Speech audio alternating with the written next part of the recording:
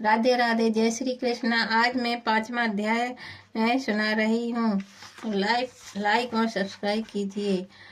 5वां अध्याय। दत्तात्रेय जी कहते हैं कि हे राजन, एक प्राचीन इतिहास कहता हूँ। भृगुवंश में ऋषिका नाम की एक ब्राह्मणी थी जो बाल्यकाल में ही विधवा हो गई थी। वह रेवा नदी के किनारे विंध्याचल पर्वत के नीचे तपस्या करने लगी। वह जितेंद्र, सत्य, वक्ता, सुशील, दानशील तथा तप करके देह को सुखाने वाली थी। वह अग्नि में आहुति देकर उच्च व्यक्ति द्वारा छठे काल में भोजन करती थी। वह बल काल धारण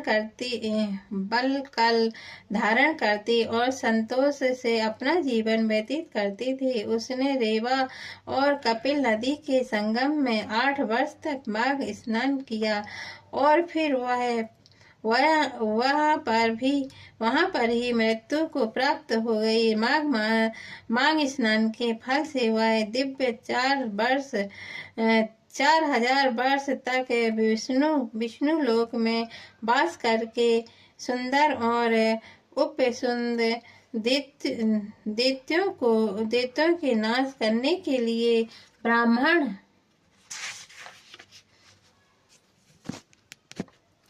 ब्राह्मण द्वारा तिमोत्तमा नाम की अप्सरा के रूप में ब्रह्मलोक में उत्पन्न हुई। वह अत्यंत रूपवती, गान विद्या में अति प्रवीण और मुकुट कुंडल से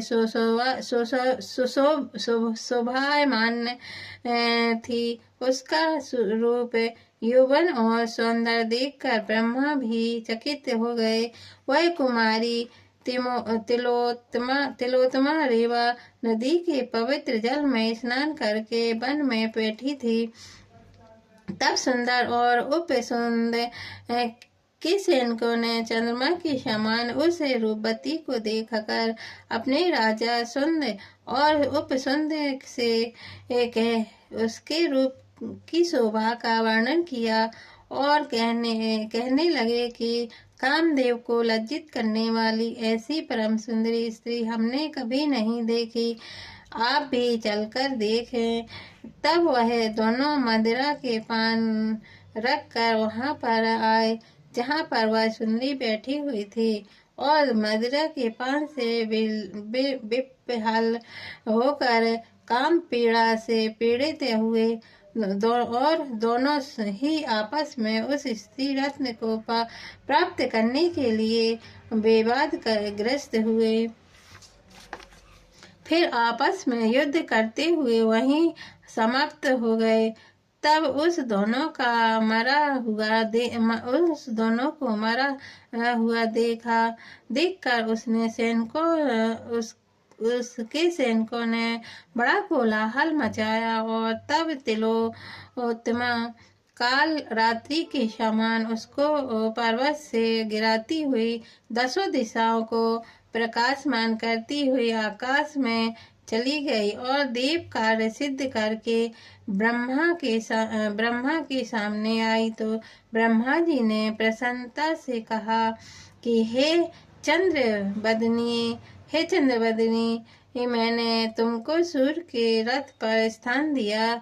जब तक आकाश में सूर्य स्थित है, नाना प्रकार के भोगों को भोगो। सो हे राजन, वह ब्राह्मणी अब भी सूर्य के रथ पर माघ मास के स्नान के उत्तम भोगों को भोगती है। इसीलिए श्रद्धावंत पुरुष को उत्तम गति पाने के लिए